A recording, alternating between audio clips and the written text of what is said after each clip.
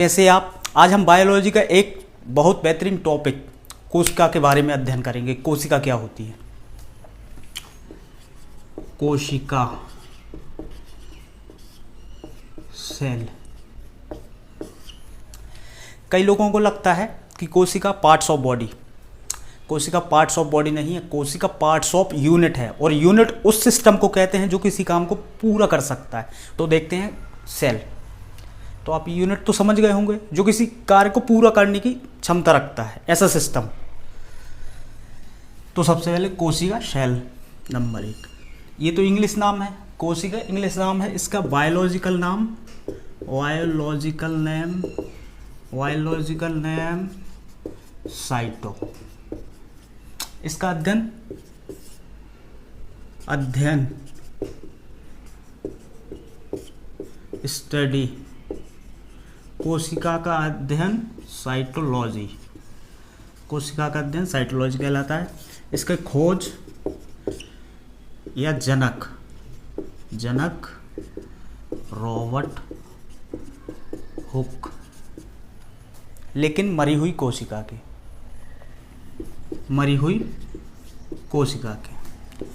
जीवित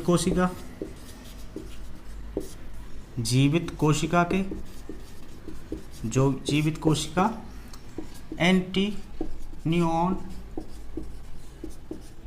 Leeuwen hook.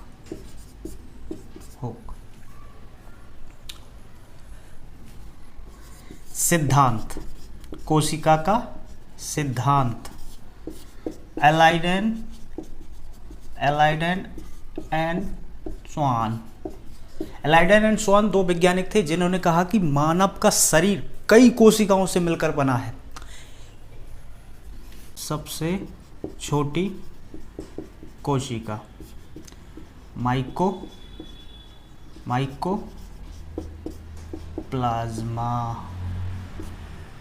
Number सबसे बड़ी शुतुरमुर्ग का अंडा। शुतुरमुर्ग का अंडा। अब मानव में सबसे छोटी शुक्राणु स्पर्म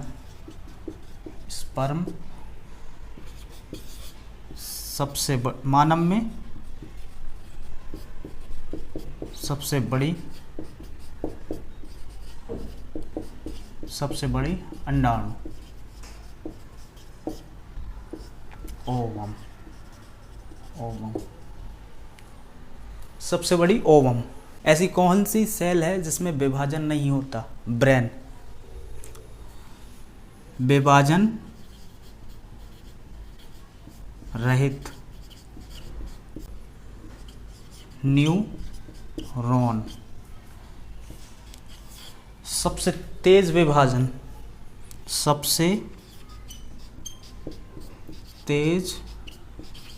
विभाजन लीवर।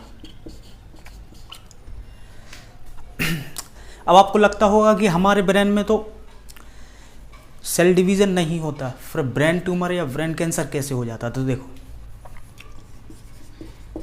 ब्रेन में 90% न्यूरॉन सेल है। क्या है? न्यूरॉन सेल है। लेकिन इसी ब्रेन में 10% गिलियल सेल है।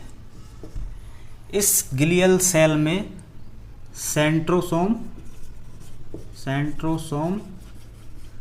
पाया जाता है, जिसके कारण ब्रेन ट्यूमर हो जाता है। मतलब हमारा जो ब्रेन है उसमें 90% न्यूरॉन सेल है जिसमें सेल डिवीजन नहीं होता। क्यों नहीं हो पाता? क्योंकि उसमें सेंट्रोसोम नहीं पाया जाता। लेकिन हमारे ब्रेन के अंदर जो 10% ग्लियल सेल है उसमें सेंट्रोसोम पाया जाता है, जिससे कोशिका विभाजन हो जाता है, सेल डिवीजन हो जाता है। इससे आप स्क्रीनशॉट लेना चाहते हैं तो ले लें। अब देखते हैं हम पार्ट्स ऑफ सेल, कोशिका के अंग। पार्ट्स ऑफ सेल, कोशिका के अंग।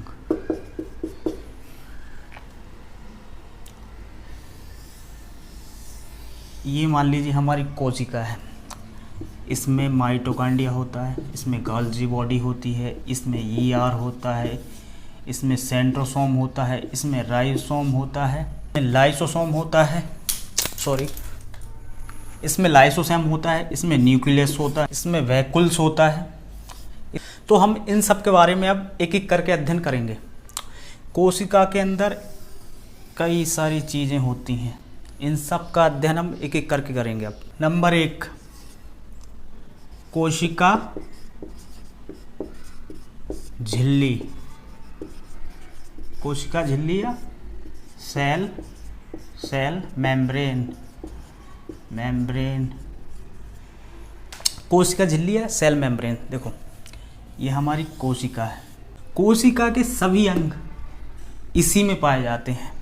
नंबर 1, यह जंतु प्लस पादप दोनों में होती है। प्रोटीन की बनी होती है।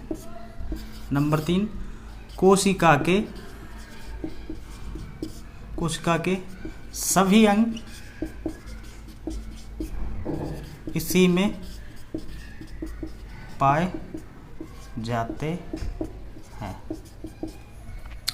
कोशिका झिल्ली, सेल मेम्ब्रेन। जंतु, पादप, ऐसी चीज़ें जो वहीं पर हिलडुल करती रहती हैं उसको कहते हैं हम पादप। पेड़ पौधे। जंतु चल फिर सकते, दौड़ भाग सकते हैं, उसको कहते हैं जंतु। जंतु में हम लोग आते हैं, सबसे बुद्धिजीवी एनिमल में आते हैं हम लोग। तो आपने कोशिका झिल्ली को तो समझ लिया होगा। कोशिका झिल्ली जंतु और पादप दोनों में होती है, प्रोटीन की बनी होती है, कोशिका के सभी अंग इसी में पाए जाते हैं। नंबर 2, कोशिका भित्ति, सेल वॉल।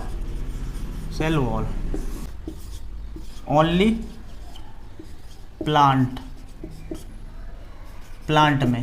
प्लांट में पाई जाती है। नंबर 2, सेल्यूलोज की बनी होती है, प्लांट में पाई जाती है। तो उनको करती क्या ये, उनकी सुरक्षा करती है बाहर से। जैसे देखो हमारे कपड़ों ने हमारी सुरक्षा कर ली, लेकिन पेड़ों के ऊपर कोशिका भित्ति, ये मान लीजिए ये सेल है, अब इसके ऊपर ये कोशिका भित्ति है, ये कोशिका भित्ति है। ये ओनली पेड़ पौधों का बाहरी तरफ से सुरक्षा करती है। Number 3, mitochondria.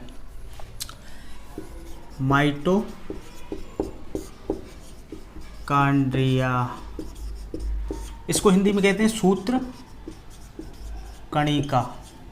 इसका खोज ऑल्टमैन। देखो क्या होता है, जब हम सांस लेते हैं तो उस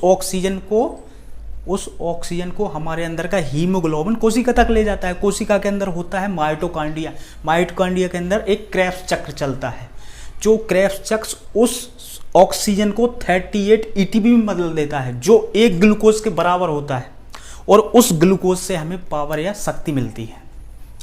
देखो शोषण किया, इसको हीमोग्लोबिन कोशिका तक ले जाएगा, इसमें क्रेब्स चक्र चलेगा। क्रेब्स चक्र 38 एटीपी का निर्माण होगा, 38 एटीपी के बाद 1 ग्लूकोज बनेगा, और 1 ग्लूकोज से हमें ऊर्जा या पावर मिलती है।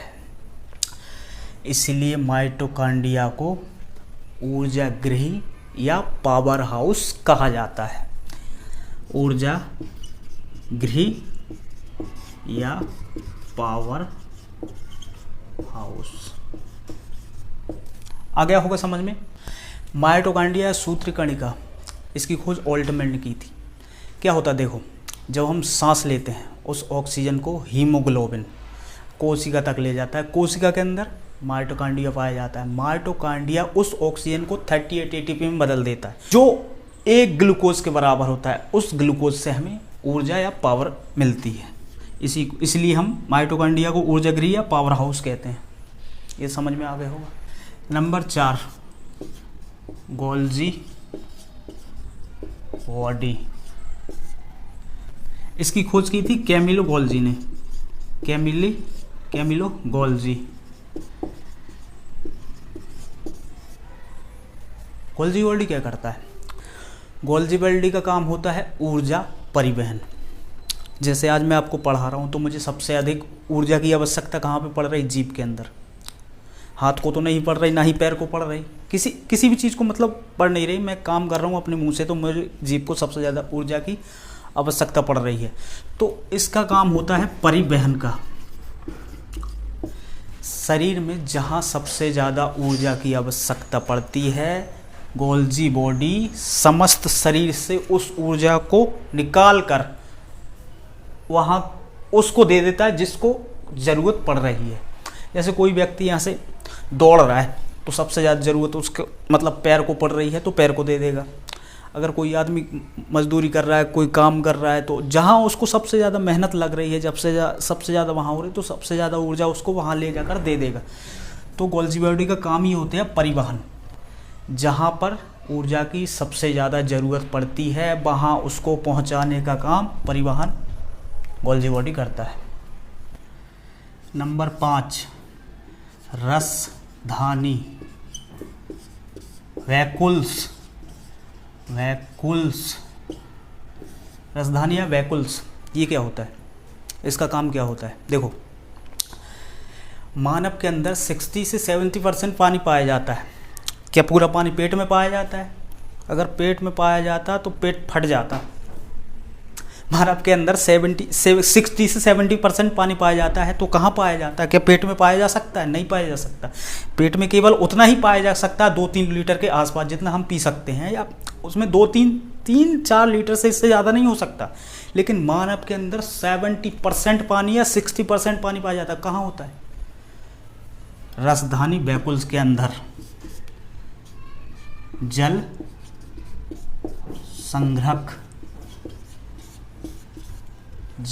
संग्रहक हमारी कोशिका के अंदर, मानव का शरीर कई कोशिकाओं से मिलकर बना है। उस कोशिका के हर कोशिका के अंदर वैकुल्स या रसधानी पाया जाता है। उस रसधानी में हमारे जल का संग्रह होता है।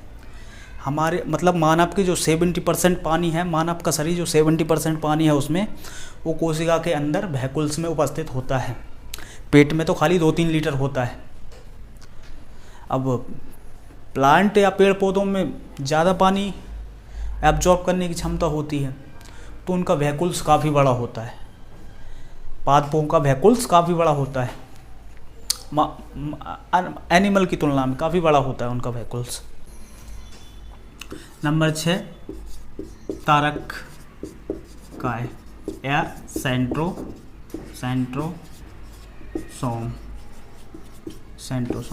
अब इसकी खोज की तारक काय या सेंट्रोसोम, इसकी खोज की थी ओवरी ने। इसकी खोज ओवरी ने की थी। अब इसका काम क्या होता है? कोशिका विभाजन,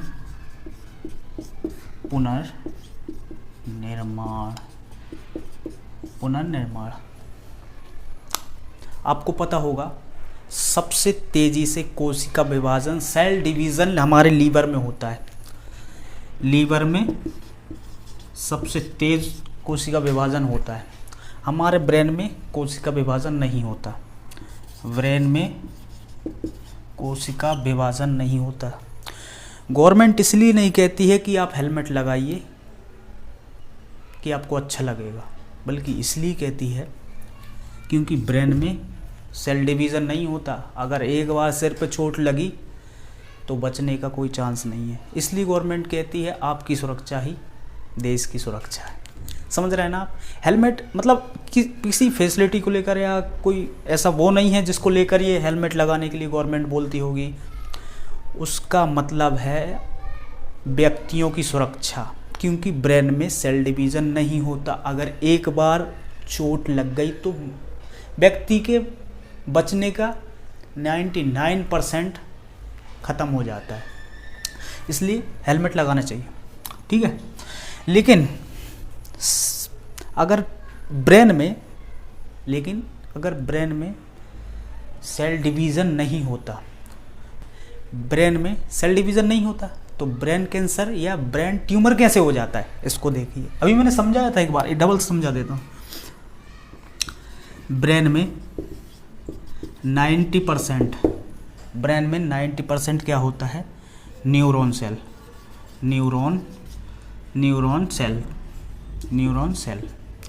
लेकिन इसी ब्रेन में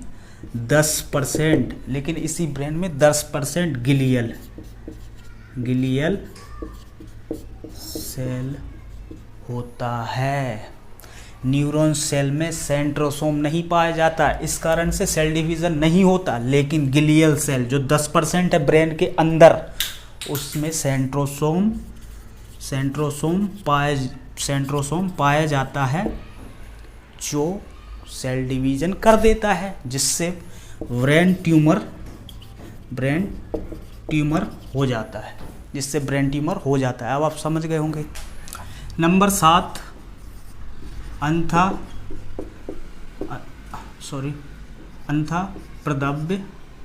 प्रदव्य जालिका,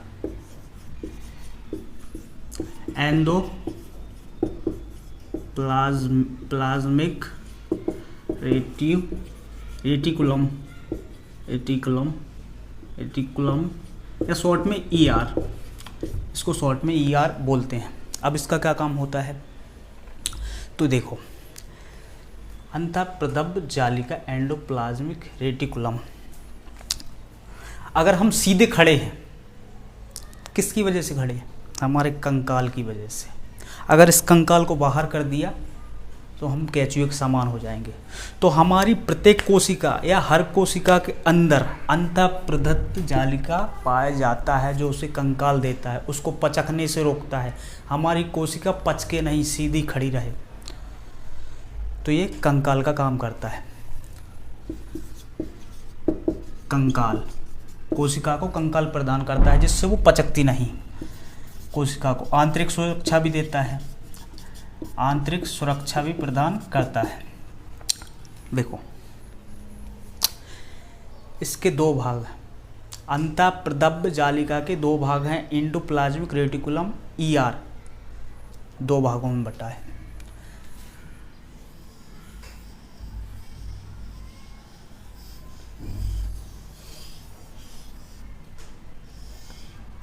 ER एक स्मूथ भाग है, मतलब चिकना भाग है, एक रफ है जो खुरदरा है, एक चिकना है, एक रफ है जो खुरदरा भाग है, एक चिकना एक रफ, 2 भाग हैं हमारे एंडोप्लाज्मिक रेटिकुलम के। अब जो खुरदरा भाग है, इसमें पाया जाता है राइबोसोम। रफ भाग में राइबोसोम पाया जाता है। देखो, जो ER स्मूथ ER ये वसा का निर्माण करता है, ठीक है। वो जो हमारा रफ ER है, उसके अंदर पाया जाता है राइबोसोम, जो क्या करता है, प्रोटीन का निर्माण करता है।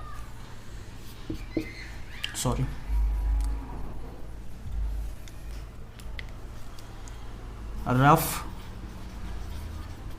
ER प्रोटीन का निर्माण करता है, रफ ER प्रोटीन का निर्माण करता है। तो आपको देखो अंतःप्रदव्य जालिका एंडोप्लाज्मिक रेटिकुलम या शॉर्टकट में ER, इसका काम क्या होता है, हमारे शरीर को कंकाल प्रदान करना, जिससे कोशिका पचके धचके नहीं, सीधी बात है। समझ गए होंगे। अगर कोई भी चीज़ खड़ी है तो उसके अंदर कोई ना कोई कंकाल है, कोई ना कोई सिस्टम है जो उसको खड़ा करके रखा है। केंचुए के अंदर ऐसा कुछ नहीं होता, इसलिए वो रेंगता रहता है। अगर मानव के अंदर का कंकाल बाहर कर दिया जाए तो मानव भी केंचुए से कम नहीं है, केंचुए के समान ही है। ठीक है ना, आपको ये समझ में आया होगा। Number 8, ribosome. राइबोसोम क्या करता है? प्रोटीन का निर्माण करता है। अभी बताया मैंने, एंडोप्लाज्मिक रेटिकुलम का रफ भाग में राइबोसोम पाया जाता है जो प्रोटीन का निर्माण करता है। क्या करता है? प्रोटीन का निर्माण। इसलिए इसको क्या कहा जाता है? Protein factory. प्रोटीन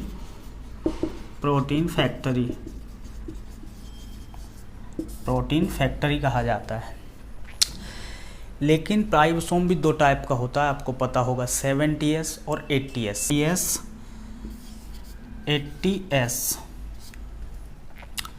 अब 70S 80S का क्या है भाई? 70S 80S का क्या है? तो देखो, 70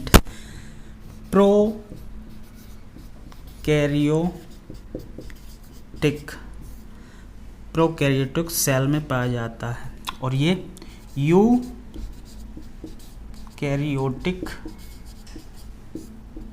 सेल में पाया जाता है।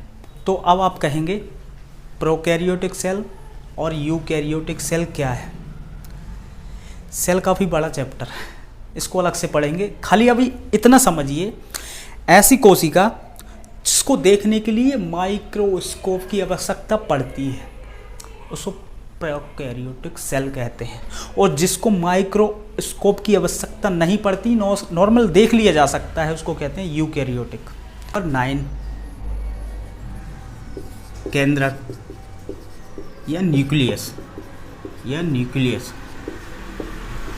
अब इसका क्या काम है कोशिका के अंदर? कोशिका के अंदर सबसे महत्वपूर्ण काम इसी का है। क्यों? क्योंकि कोशिका के अंदर जितने भी पार्ट्स मौजूद हैं, ribosome, centrosome, Golgi body, vehicles, ये सभी उनको कंट्रोल करता है। कंट्रोल करने का मतलब किसका क्या काम है उसको वो काम बताता है, कितना काम करना है वो काम उससे करवाता है। इसलिए इसको ब्रेन ऑफ सेल कहा जाता है। इसको कोशिका का ब्रेन ऑफ सेल कहा जाता है, कोशिका का दिमाग कहा जाता है। इसकी खोज की थी रॉबर्ट ब्राउन ने। इसको ब्रेन ऑफ सेल कहा जाता है। इसको कंट्रोलर भी कहा जाता है क्योंकि कोशिका के पार्ट्स को कंट्रोल कर रहा है। केंद्रक के अंदर डीएनए, क्रोमोसोम एंड जीन, ये सभी उपस्थित होते हैं। हमारा जो केंद्रक है 80% प्रोटीन से बना है। 80% प्रोटीन है, 10% डीएनए है और लगभग 10% के आसपास अन्य तत्व हैं। तो देखो, केंद्रक न्यूक्लियस, रॉबर्ट ब्राउन ने इसकी खोज की थी। उसको ब्रेन ऑफ सेल कहा जाता है। क्यों कहा जाता है? क्योंकि कोशिका के अंदर जितने पार्ट्स होते हैं उनको काम बताता है, किसका क्या काम है, किसको कितना काम करना है, इसलिए इसको ब्रेन ऑफ सेल कहा जाता है। इसे कंट्रोलर भी कहा जाता है। तो समझ गए होंगे आप। Number 10, lysosome. इसकी खोज की थी डी डोबे ने। इसकी खोज की थी डी डोबे ने। अब लाइसोसोम का क्या काम होता है? लाइसोसोम का काम कोशिका में बहुत ही महत्वपूर्ण होता है। क्यों होता है? क्योंकि कोशिका के अंदर अगर कोई सा पार्ट्स काम नहीं कर रहा, जैसे Golgi body, vehicles, ER, centrosome, ribosome, कोई सा भी पार्ट काम नहीं कर रहा, तो लाइसोसोम के अंदर एक एंजाइम पाया जाता है, जल अपघटक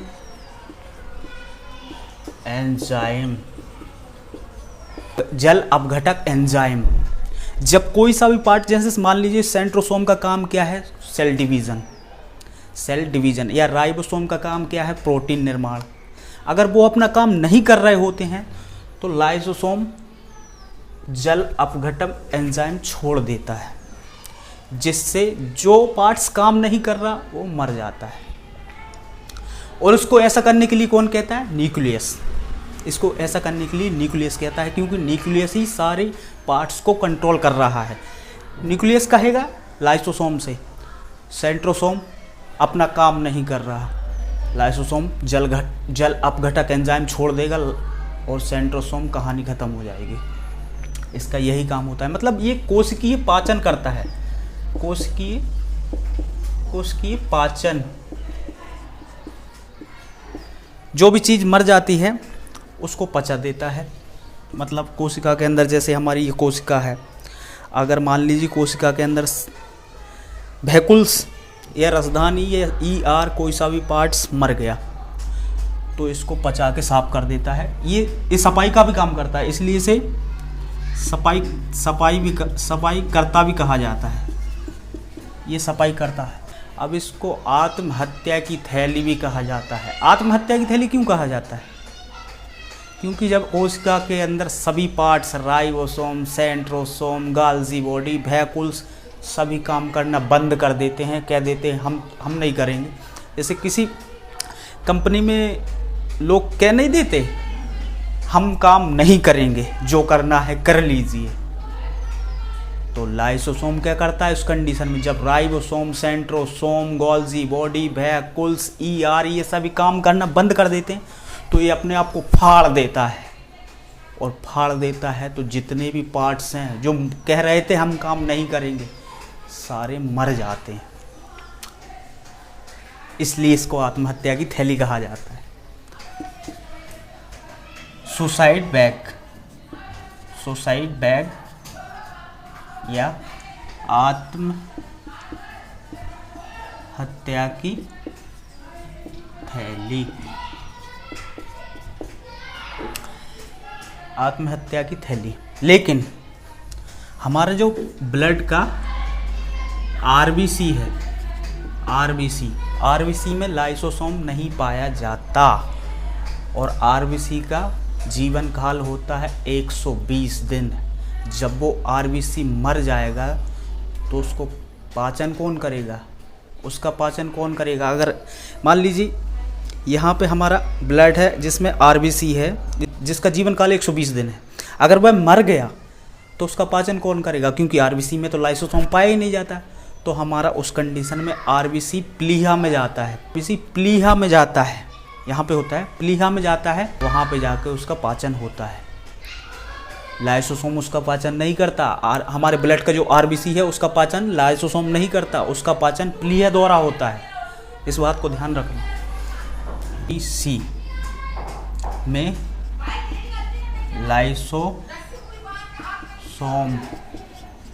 नहीं पाया जाता, इसलिए RBC का पाचन हमारे प्लीहा यानी स्प्लीन द्वारा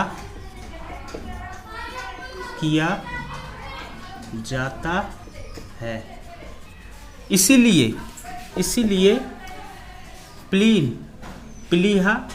प्लीहा स्प्लीन को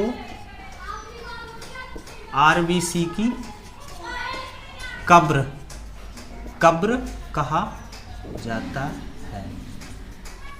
अब लाइसोसोम की खोज डी डोबे ने की थी। इसके अंदर जल अपघटक एंजाइम पाया जाता है। जब हमारी कोशिका के अंदर का कोई सा भी part, ribosome, centrosome, Golgi body, vacuoles, ER, mitochondria, कोई सा भी पार्ट अपना काम करना छोड़ दे या काम करने से मना कर दे, उस कंडीशन में हमारा केंद्रक न्यूक्लियस लाइसोसोम से कहता है उसने अपना काम छोड़ दिया है, काम करने से मना कर रहा है।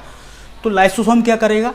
अपने अंदर का जल अपघटक एंजाइम छोड़ देगा, जिससे उसकी मौत हो जाएगी, उसका पाचन कर देगा।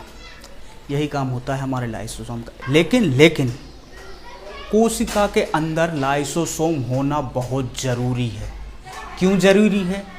मान लीजिए हम रास्ते से जा रहे थे, 200 केजी का आदमी 50 केजी की मोटरसाइकिल पर बैठ के आके हमको ठोक दिया, हमारी कई कोशिकाएं मर गई, मतलब चोट लग गई, वहाँ की सारी कोशिकाएं मर गई। अब उन कोशिकाओं को पचाने का काम कौन करेगा? अब उन कोशिकाओं को पचाने का काम कौन करेगा? लाइसोसोम। लेकिन अगर लाइसोसोम ही मर गया कोशिका के अंदर का, तो पाचन कौन करेगा? कौन करेगा? मान लीजिए हम रास्ते से जा रहे थे, 200 केजी का आदमी 50 केजी की मोटरसाइकिल पर बैठ के हमको आको ठोक दिया। उस कंडीशन में हमारे इधर की जितनी भी कोशिका थी वो मर गई। कोशिका के अंदर का लाइसोसोम भी मर गया। अब लाइसोसोम भी मर गया तो उन कोशिका का पाचन कौन करेगा? उनको वो तो वहीं पे सड़गड़ने लगेंगी तो वो घाव टाइप का बन जाएगा। अब लाइसोसोम ही नहीं है, लाइसोसोम ही मर गया, अब कौन पाचन करेगा? इस कंडीशन में हमारे आसपास की जितनी भी कोशिका हैं वो देखती हैं, अरे दादा यहाँ तो सब खत्म है, तो क्या करेंगी? थोड़ा थोड़ा छिड़केंगी, जिससे वहाँ का कुछ दिनों बाद देखेंगे आप, मतलब जितना वो था ठीक होने लगेगा। उसका यही है कि हमारे आसपास की कोशिकाएं उसको पुनः लौटा देती हैं। आपको समझ में होगा। नंबर 11, जीव द्रव्य या प्रोटोप्लाज्म। इसकी खोज की थी पुरकिंजे नामक वैज्ञानिक ने। पुरकिंजे। अब ये क्या होता है? जल होता है। हमारी कोशिका के अंदर जल होता है, 80% जल होता है जो कलरलेस होता है। अब जीव द्रव्य 2 प्रकार का होता है। नंबर 1 कोशिका द्रव्य, नंबर 2 केंद्रक द्रव्य, साइटोप्लाज्म या न्यूक्लियस प्लाज्म। जीव द्रव्य या प्रोटोप्लाज्म, इसकी खोज की थी पुरकिंजे नामक वैज्ञानिक ने। ये क्या होता है? हमारी कोशिका के अंदर जल होता है जो कलरलेस होता है। जीव द्रव्य 2 प्रकार का होता है, कोशिका द्रव्य और केंद्रक द्रव्य, साइटोप्लाज्म, न्यूक्लियस प्लाज्म। मान लीजिए ये हमारी कोशिका है, कोशिका के अंदर न्यूक्लियस है। अब न्यूक्लियस के अंदर जो द्रव्य भरा है उसे कहेंगे केंद्रक द्रव्य, न्यूक्लियस प्लाज्म। अब कोशिका के अंदर जो भरा है उस द्रव्य को कहेंगे कोशिका द्रव्य या साइटोप्लाज्म। लेकिन कोशिका के अंदर जीव द्रव्य या प्रोटोप्लाज्म होना बहुत ज़रूरी है। क्यों ज़रूरी है? मान लीजिए हम किसी रास्ते से जा रहे हैं, एक बड़े से थैले में छोटे छोटे बर्तन भरकर अब ऐसे टांगे हुए हैं, अब उनकी आपस में टकराने से आवाज़ आ रही, टन टन टन। इसी प्रकार हमारी कोशिका के अंदर बहुत सारे पार्ट्स हैं, सेंट्रोसोम, राइबोसोम, गाल्जी बॉडी, कई सारे पार्ट्स हैं। अगर ये जीव द्रव्य या प्रोटोप्लाज्म उपस्थित नहीं होगा तो वो आपस में एक दूसरे से टकराएंगे, जिससे एक दूसरे से टकराएंगे तो नष्ट भी हो सकते हैं, इधर उधर जा सकते हैं, मतलब कोशिका खत्म हो सकती है। समझ रहे हैं ना? इसलिए जीव द्रव्य या प्रोटोप्लाज्म का कोशिका के अंदर होना बहुत ज़रूरी है। आपको समझ में आ गया होगा। तो हमारी कोशिका के सभी पार्ट्स कंप्लीट हो गए। देखिए ये हमारी कोशिका है, इसके अंदर mitochondria, Golgi body, ribosome, centrosome, vacuoles, lysosome और न्यूक्लियस उपस्थित होते हैं। इन सभी को मैंने आपको बहुत अच्छे से समझा दिया है। देखिए ये हमारी सेल मेम्ब्रेन है, कोशिका झिल्ली, जो पादपों और जंतु दोनों में पाई जाती है। ये हमारी सेल वॉल, कोशिका भित्ति, केवल पादपों में ही पाई जाती है, ना कि जंतु कोशिका में। कोशिका भित्ति, सेल वॉल। देखिए माइटोकॉन्ड्रिया, जब हम सांस लेते हैं उस सांस या उस ऑक्सीजन को हीमोग्लोबिन कोशिका तक ले जाता है। उस कोशिका में माइटोकॉन्ड्रिया उपस्थित होता है। माइटोकॉन्ड्रिया के अंदर क्रेब्स चक्र चलता है जो उस ऑक्सीजन को 38 एटीपी में बदल देता है। उस एटीपी से हमें 1 ग्लूकोज प्राप्त होता है, उस ग्लूकोज से हमें ऊर्जा या पावर मिलती है। इसलिए माइटोकॉन्ड्रिया को ऊर्जा गृह या पावर हाउस कहा जाता है। गोल्जी बॉडी ऊर्जा का परिवहन करता है। जिस शरीर के जिस भाग को सबसे अधिक ऊर्जा की आवश्यकता पड़ती है उस भाग को ले जाकर देता है। राइबोसोम प्रोटीन का निर्माण करता है, इसीलिए इसको प्रोटीन की फैक्ट्री कहा जाता है। सेंट्रोसोम कोशिका का विभाजन या पुनर्निर्माण करता है। वैक्यूल्स मानव के अंदर का 60 से 70% पानी वैक्यूल्स के अंदर, कोशिका के अंदर रसधानी है, वैक्यूल्स है, उसी के अंदर मौजूद होता है। ईआर मैंने आपको बताया था एंडोप्लाज्मिक रेटिकुलम, जो 2 पार्ट में है, एक रफ पार्ट है, एक स्मूथ पार्ट है। स्मूथ पार्ट में क्या होता है, वसा का निर्माण होता है, और रफ पार्ट में राइबोसोम ही पाया जाता है जो क्या करता है, प्रोटीन का निर्माण करता है। लेकिन ईआर एक कंकाल का काम भी करता है, जो कोशिका को पथकने धचकने से रोकता है। इस टाइप का बना होता है बीच में, जो कोशिका को खड़ा रखता है। ईआर लाइसोसोम कोशिकीय पाचन करता है। कोशिकीय पाचन मतलब जब कोशिका के अंदर इनमें से कोई सा भी पार्ट मर जाता है, वो वहीं पे सड़ता है, गलता है, तो उसको लाइसोसोम पाचन कर देता है। केंद्रक उसको आदेश देता है, जिससे लाइसोसोम उसका पाचन कर देता है। अब देखिए कोशिका द्रव्य, ये कोशिका द्रव्य, ये न्यूक्लियस द्रव्य या केंद्रक द्रव्य।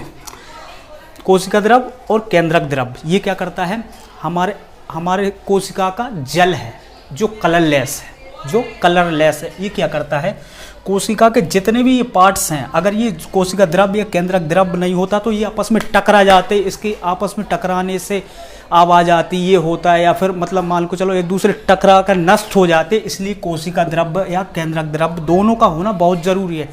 इसको होते हैं प्रोटोप्लाज्म। कोशिका द्रव्य और केंद्रक द्रव्य को मिलाकर प्रोटोप्लाज्म यानी जीव द्रव्य कहते हैं। अब आपको कोशिका अच्छी तरीके से समझ में आ गई होगी। नेक्स्ट वीडियो में हम यूकैरियोटिक और प्रोकैरियोटिक सेल के बारे में चर्चा करेंगे।